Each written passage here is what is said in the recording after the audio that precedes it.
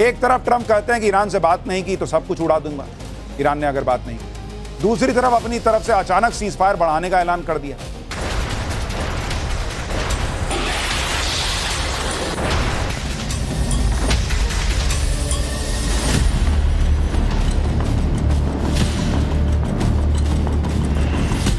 Straight of Hormuz पर Trump के सारे पैतरे फेल।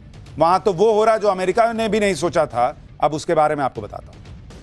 डोनाल्ड ट्रंप को कुछ समझ में नहीं आ रहा, ये तो पिछले कई दिनों से दिख रहा है।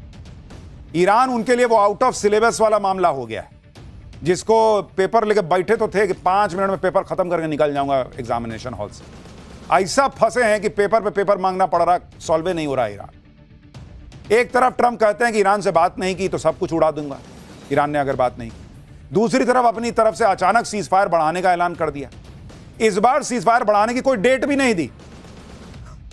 इतना घबरा गए कि अनिश्चित काल के लिए सीज फायर जो है वो कह दिया कि चलता रहेगा। अब बार बार बढ़ाने पे बेइज्जती होगी तो कह दिया कि एकदम अनिश्चित काल है सीज फायर। अब चलने तो देखते हैं कब होगा। आप सोचिए बॉस, ट्रंप ये सब तब कर रहे हैं जब आज ही पाकिस्तान में दूसरे दौर की बातचीत होनी थी, लेकिन ये बातचीत तो हुई नहीं। ट्रंप की बेइज्जती अलग हो गई, मुनीर की अलग भद पिट गई, क्योंकि मुनीर इंतजार करता रह गया।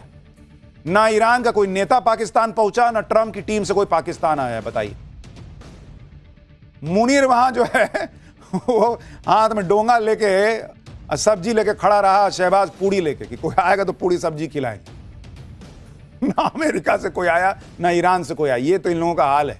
चले मीडिएट करा। अब ईरान कैसे ट्रंप का मजाक उड़ा रहा है, मुनीर को उधेड़ रहा है, आज आपको दिखाऊंगा।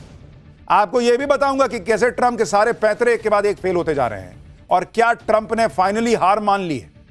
आप यह भी देखिए कि आज ट्रंप ने कहा कि हॉर्मुज स्ट्रेट को ब्लॉक करके अमेरिका ईरान को तगड़ा नुकसान पहुंचा रहा है। ट्रंप कह रहे हैं कि ईरान को हर दिन $500 मिलियन का नुकसान हो रहा है। अरे भाई, अगर ट्रंप का मकसद ईरान को आर्थिक रूप से नुकसान ही पहुंचाना था तो ईरान के साथ युद्ध में अमेरिका के लाखों करोड़ों डॉलर फूकने की क्या जरूरत थी। यह काम तो बिना युद्ध के कर देते तू। अब हॉर्मुज स्ट्रेट का क्या हाल है, वहां ईरान अमेरिका की नाकेबंदी कब हटेगी, आज आपको पूरी डिटेल बताऊंगा। लेकिन पहले आज जो ट्रंप की, मुनीर की, शहबाज की बेइज्जती हुई है, स्ट्रेट ऑफ हॉर्मुज पे क्या हुआ है, ईरान ने क्या किया है, पहले उसका एक ट्रेलर देखिए।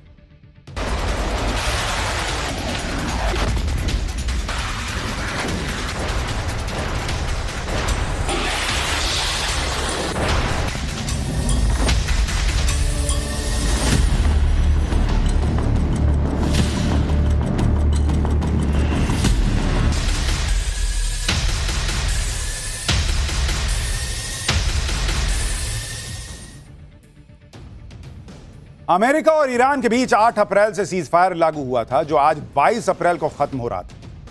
इसलिए अमेरिका चाहता था कि सीज फायर की डेडलाइन खत्म होने से पहले ईरान के साथ बातचीत का कोई तो हल निकले, क्योंकि पहले 11 और 12 अप्रैल को पहले दौर की बातचीत फेल हो चुकी थी। इसलिए अमेरिका आज होने वाली बातचीत से बहुत उम्मीद लगाए बैठा था, लेकिन ऐसा कुछ नहीं हुआ। उधर पाकिस्तान दोनों पक्षों के बीच दूसरे दौर की बातचीत की मेजबानी के लिए ताबड़तोड़ तैयारी कर रहा था।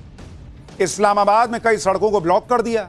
ईरानी और अमेरिकी डेलीगेशन को वीवीआईपी ट्रीटमेंट देने की पूरी तैयारी करके बैठा था। लेकिन पाकिस्तान की तो तगड़ी बेइज्जती हो गई, क्योंकि बातचीत करने के लिए कोई वहां पहुंचा ही नहीं। अमेरिका ईरान के बीच दूसरे दौर की बातचीत क्यों शुरू नहीं हो पाई, ये आगे बताऊंगा।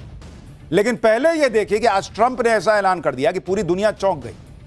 आज ट्रंप ने ईरान के साथ सीज फायर को अनिश्चित काल के लिए बढ़ाने का ऐलान कर दिया कि भाई तू भी मत मारना, मैं भी नहीं मारूंगा, और अनिश्चित काल तक चलेगा, कोई डेट नहीं है। अब ये वो डोनाल्ड ट्रंप हैं जो हर बार एक डेट देते थे कि सुनो इसके पहले ये सब कर लेना, नहीं तो बहुत मारूंगा, सुनो ये इतने के पहले कर लेना, नहीं तो बहुत मारूंगा।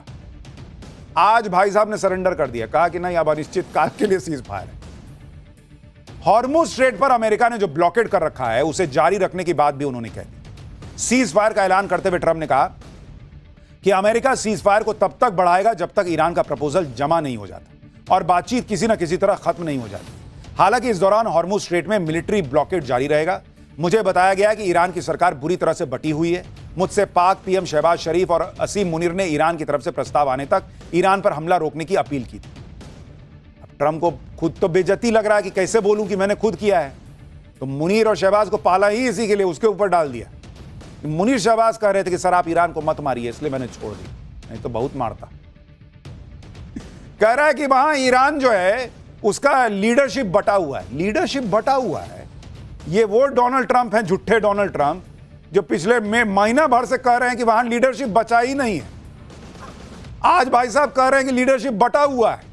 पहले अपना मन बनाओ कि बचा है कि बटा है। ट्रंप ने अनिश्चितकाल तक सीजफायर के फैसले के लिए पाकिस्तान को जिम्मेदार बता दिया, क्योंकि पाकिस्तान ही है जो अमेरिका ईरान के बीच डील कराने में जुटा है। इसलिए ट्रंप ने पाकिस्तान के नाम पे खेल दिया, ताकि किसी को यह ना लगे कि अमेरिका ने खुद से यह फैसला लिया है। यह है हाल इनका। ईरान और अमेरिका दूसरे दौर की बातचीत के लिए टेबल पर क्यों नहीं बैठे, इसके पीछे की इनसाइड स्टोरी आपको बताऊंगा। लेकिन पहले ईरान में वायरल हो रहा ट्रंप का एआई वीडियो दिखाता हूं। यह कुर्सियां ईरानी डेलीगेशन के लिए थी, लेकिन आज होने वाली बातचीत के लिए ईरानी डेलीगेशन मीटिंग में पहुंचा ही नहीं। काफी देर इंतजार करने के बाद ट्रंप को ईरान की एक चिट्ठी मिलती है। चिट्ठी में लिखा था, ट्रंप शट अप। इसके बाद ट्रंप ने ऐलान कर दिया कि पाकिस्तान के रिक्वेस्ट पर वो सीज फायर का टाइम बढ़ा रहे हैं। यानी ईरान ने इस वीडियो के जरिए डोनाल्ड ट्रंप जो अनिश्चितकाल तक सीज फायर बढ़ा रहे हैं उसकी पोल भी खोल दी और कायदे से बेइज्जत भी किया है ट्रंप को। आप सोचिए बॉस, जिस ईरान पर डोनाल्ड ट्रंप एहसान जताते हुए अनिश्चितकाल के लिए सीज फायर बढ़ा रहे हैं, वही ईरान उनको बेइज्जत करता हुआ वीडियो डाल रहा है कि झूठ मत फैलाओ, हम आ ही नहीं, तुमसे बात ही नहीं करना चाहते, तुमको कह रहे हैं शट अप। अमेरिका चाहता था कि ईरान के साथ दूसरे दौर की बातचीत हर हाल में, लेकिन ईरान ने ही बातचीत से साफ मना कर दिया। वजह थी अमेरिका की वो शर्तें जिसे ईरान ने मानने से इनकार कर दिया। अब इसके बाद अमेरिका के उपराष्ट्रपति जेडी वेंस इस्लामाबाद जाकर करते क्या? वो भी ट्रंप के एआई वीडियो की तरह मीटिंग रूम में ईरानी डेलीगेशन का इंतजार ही करते रह जाते। इसलिए जब ईरान ने शांति वार्ता की शर्तों को ठुकरा दिया, उसी वक्त यह साफ हो गया कि अब ईरान बातचीत नहीं करने वाला है। आप देखिए कि जेडी वेंस कल शाम को ही इस्लामाबाद पहुंचने वाले थे और आज दोनों पक्षों के बीच बातचीत होने वाली थी, लेकिन ईरान के इनकार के बाद उन्हें अपना पाकिस्तान दौरा कैंसिल करना पड़ा। दूसरे दौर की बातचीत के लिए अमेरिका ने एक अहम शर्त यह रखी थी कि ईरान अगले 20 साल तक यूरेनियम संवर्धन नहीं करेगा, जबकि ईरान 3 से 5 साल की अस्थायी रोक पर तैयार था। इसलिए बात बन ही नहीं पाई और ईरान ने दूसरे दौर की बातचीत के लिए टेबल पर बैठने से ही मना कर दिया। यानी अमेरिका अपनी शर्तों पर डील चाहता था। ईरान ने एक बार फिर अमेरिका को याद दिला दिया कि वो ना तो झुकेगा ना अपने हितों से समझौता करेगा। ईरान ने एक और वजह से अमेरिका के साथ बातचीत करने से इनकार कर दिया। वो वजह क्या है बताऊं, लेकिन पहले यह देखें कि ईरान अमेरिका मीटिंग की एक तस्वीर जो पाकिस्तान से लेकर नॉर्वे तक जबरदस्त वायरल हो रही। जब 11 अप्रैल को इस्लामाबाद में अमेरिकी उपराष्ट्रपति जेडी वेंस और ईरान के बीच शांति वार्ता हो रही थी, उस वक्त एक अजीब घटना ने सबका ध्यान खींचा। इस मीटिंग में पाकिस्तानी मूल का एक ऐसा कारोबारी मौजूद था जिसे नॉर्वे ने भगोड़ा घोषित कर रखा है। इस पाकिस्तानी मूल के कारोबारी का नाम है उमर फारूक जहूर। नॉर्वे के अखबार वर्डेंस गैंग ने उमर फारूक जहूर की पहचान की और उसकी पूरी कुंडली खोल दी। इसके बाद पता लगा कि जहूर तो बहुत बड़ा फ्रॉड है। इसने कई देशों में घपलेबाजी कर रखी है। जहूर पर नॉर्वे में करोड़ों डॉलर की धोखाधड़ी का आरोप है। लंबे समय से नॉर्वे पुलिस को जहूर की तलाश थी। 2003 में जहूर को नॉर्वे में दोषी ठहराया गया था, लेकिन जहूर गिरफ्तार होने से पहले ही नॉर्वे से भाग गया। इसलिए नॉर्वे ने जहूर को भगोड़ा घोषित कर रखा है। नॉर्वे के अलावा स्विट्जरलैंड में भी जहूर एक डील में घपले का आरोपी है। 2004 में स्विट्जरलैंड पुलिस ने एक मामले में जहूर को आरोपी बनाया था। अब आप सोच रहे होंगे कि जहां दो देशों के बीच युद्ध रोकने को बात होनी थी, वहां पर पाकिस्तानी मूल का एक करप्ट और भगोड़ा बिजनेसमैन कर क्या रहा था? यह उमर फारूक जहूर मुनीर की आंखों का तारा है। हर फ्रॉड मुनीर को पसंद आता है बॉस। पाकिस्तान में उसे हिलाल इम्तियाज सम्मान से नवाजा गया है। यह पाकिस्तान का दूसरा सबसे बड़ा नागरिक सम्मान है। जहूर को यह सम्मान पाकिस्तान में विदेशी निवेश लाने के लिए दिया गया था।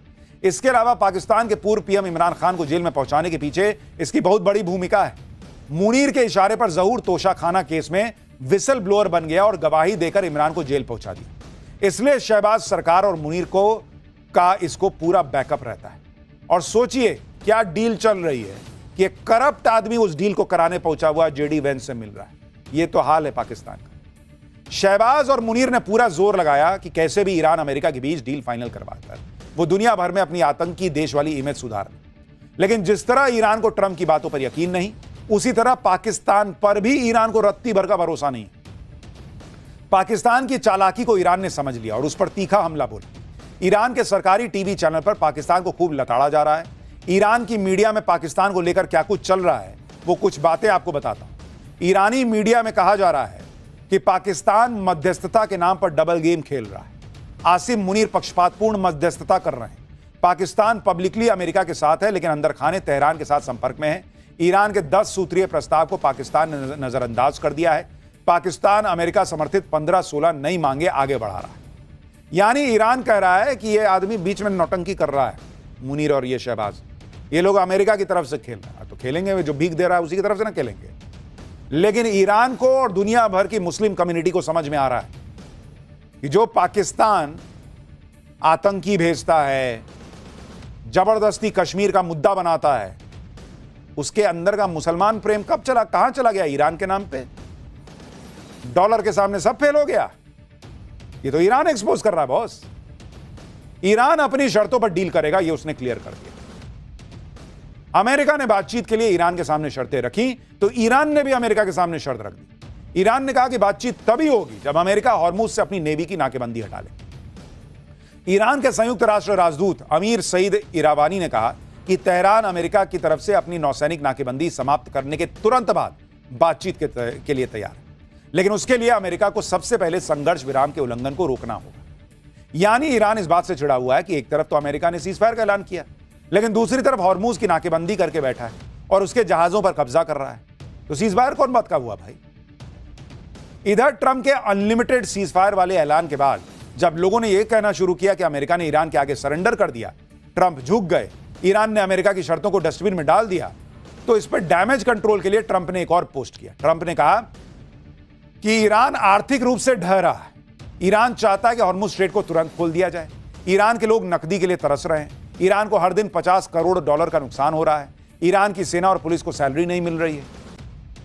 अब ट्रंप के इस दावे पर भी लोगों ने सवाल उठा दिए। लोग ट्रंप से पूछ रहे हैं कि क्या यही करने ईरान गए थे तुम्हारा मकसद क्या था कि ईरान में पुलिस वालों को सैलरी ना मिले? कैसे आदमी हो जी? अगर हॉर्मुज की नाकेबंदी करके ईरान की आर्थिक कमर ही तोड़नी थी तो उस पर 1.5 महीने बम काहे गिराए? युद्ध के नाम पर अमेरिका के अरबों डॉलर क्यों फूंक दिए? यह तो सबसे आसान तरीका था जो तुम पहले कर सकते थे। पहले ही जाके वहां नाकेबंदी करते। बम कौन बात का गिरा रहे थे? लेकिन ट्रंप को समझ में नहीं आता है कि कैसे अपनी बेइज्जती छुपाएं, तो इधर से उधर से जेब से जो बहाना निकलता है लेके मुंह पे मार देते हैं। आप देखिए कि युद्ध शुरू होने से पहले दिन से ट्रंप ने ईरान पर हमले के अलग अलग कारण गिनाए। कभी कहा कि ये परमाणु बम बना रहा है, इसको रोकना होगा, इसलिए हमने हमला किया। कभी बोला कि ईरान से यूरेनियम वापस लेके आना है, इसलिए मार रहे हैं उसको। कभी कहा कि उनके दामाद और दोस्त की सलाह पर उन्होंने ईरान पर हमला बोल दिया। कभी बोले कि वहां पे लोगों पे बड़ा अत्याचार हो रहा था, वहां पे हमको रिजीम चेंज करना था, इसलिए हमने ऐसा कर दिया। कभी बोले कि भर दुनिया के लिए ईरान खतरा था, इसलिए ये सब करना जरूरी था। अब भाई साहब कह रहे हैं कि हम तो हॉर्मुज ब्लॉक करके ईरान को आर्थिक नुकसान पहुंचाने के लिए सब कर रहे हैं। लूडो खेल रहे हो कि 4 आया तो सीढ़ी पे चढ़ के दो रो ऊपर चले गए, अब फिर सांप काटा तो नीचे आ गए। मजाक चल रहा है। आगे हो सकता है यह आदमी कुछ और कारण गिना देगा। ट्रंप भले ही यह दावा कर रहे हो कि हॉर्मुज ब्लॉकेड से ईरान को तगड़ा नुकसान हो रहा है, लेकिन हॉर्मुज के अंदर ईरान की मर्जी के बिना एक जहाज पार नहीं हो रहा है। ईरान ने आज फिर एक कंटेनर शिप को जब्त कर लिया। यह जहाज हॉर्मुज स्ट्रेट को पार करने की कोशिश कर रहा था, तभी IRGC की एक बोट शिप के पास आई और उस पर फायरिंग शुरू कर दी। यूके की मैरीटाइम ट्रेड ऑपरेशंस अथॉरिटी के मुताबिक एक कंटेनर शिप पर फायरिंग हुई, जिसके बाद उसके ब्रिज को काफी नुकसान पहुंचा।